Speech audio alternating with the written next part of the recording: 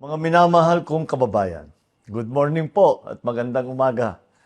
Hatid ko po ang pasalubong ng magandang balita para sa inyong lahat pagkatapos ng aking state visit sa Brunei, Darussalam at yung aking working visit sa Singapore. It is my inaugural state visit to Brunei, Darussalam, an ASEAN neighbor, and this is the first time that a Philippine leader will deliver the keynote speech at the International Institute for Strategic Studies, also known as the Shangri-La Dialogue in Singapore. Both visits were productive and engaging. I met with His Majesty Sultan Haji Hassan al-Bolkiah Muizzuddin Wadwala and comprehensively discussed the state of our overall bilateral ties. This year marks 40 years of diplomatic relations between our two countries, and our conversation covered many facets of our relations, from defense and security, maritime cooperation, economic cooperation, and people-to-people exchanges. We aspired for stronger bilateral cooperation to work together to ensure that peace and security reigns in the ASEAN region. The visit was a success as we signed 3 memoranda of understanding, 1 letter of intent. The 3 MOUs signed during the visit on tourism cooperation, on international convention and the standards of training and certification and watchkeeping for seafarers, and on maritime cooperation.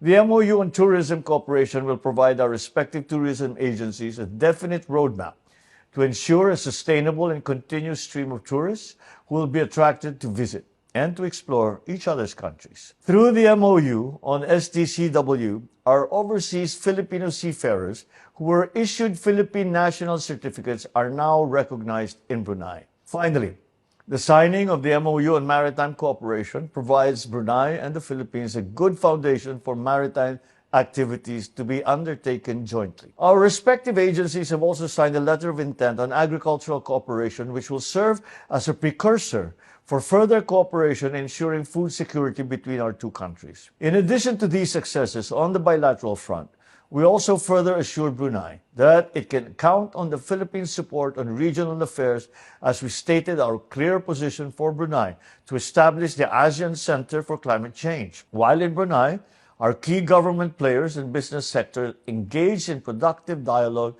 with their counterparts. The Philippine Business Forum highlighted agribusiness, renewable energy, halal development, and opportunities in the Bimpiaga and BARM. The forum, attended by 200 representatives from diverse Bruneian business sectors, explored collaborative opportunities and showcased the Philippines' potential as a significant player in the Bimpiaga region. The established linkages between the Philippines and Brunei business sectors are expected to yield significant commercial benefits, including increased trade and investment opportunities, enhanced market access for goods and services, and the sharing of technological innovations and best practices. The meeting with the energy sector was attended by executives from oil and gas companies such as Brunei Shell Petroleum Company Sendiran Berhad, Brunei LNG Sendiran Berhad, Total Energies in Brunei, Serikandi Oilfield Services Sendiran Berhad, and the Adnin Group of companies. Through this engagement, we learned that Brunei is actively exploring renewable energy sectors opportunities by establishing interconnections with neighboring countries.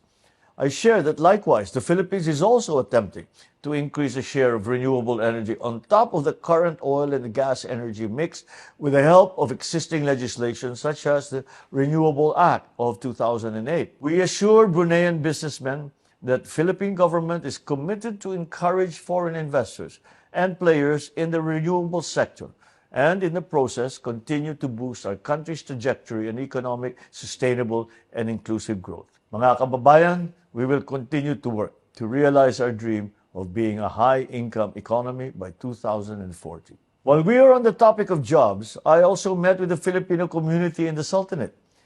Through the years they have spent here, they have proven to be an invaluable part of the economy of the Sultanate. During our engagement, I assured them of my administration's tireless endeavors and projects in ensuring their safety and well-being.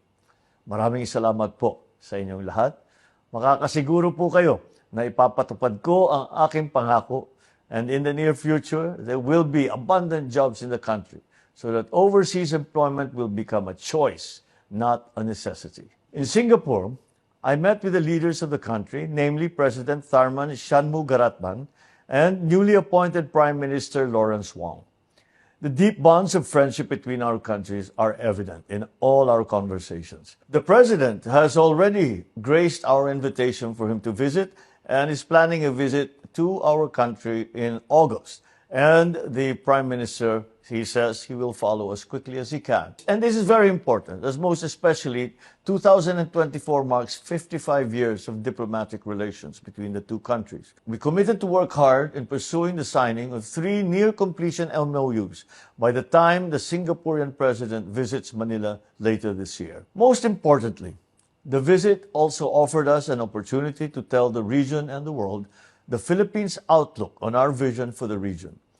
I delivered the 2024 keynote address at the IISS Shangri-La Dialogue, where I expounded the realities and constraints that we now, as active players in the region, face. Mga kababayan, as a responsible member of the international community, I took the opportunity of the Shangri-La Dialogue to tell the representatives of at least 48 countries in front of me that the lines we draw on our waters are derived not from imagination, but from international law. Unlike others, we submitted our assertions to rigorous legal scrutiny by the world's leading jurists. Besides the keynote speech, the Shangri-La Dialogue also allowed us to meet with other countries who are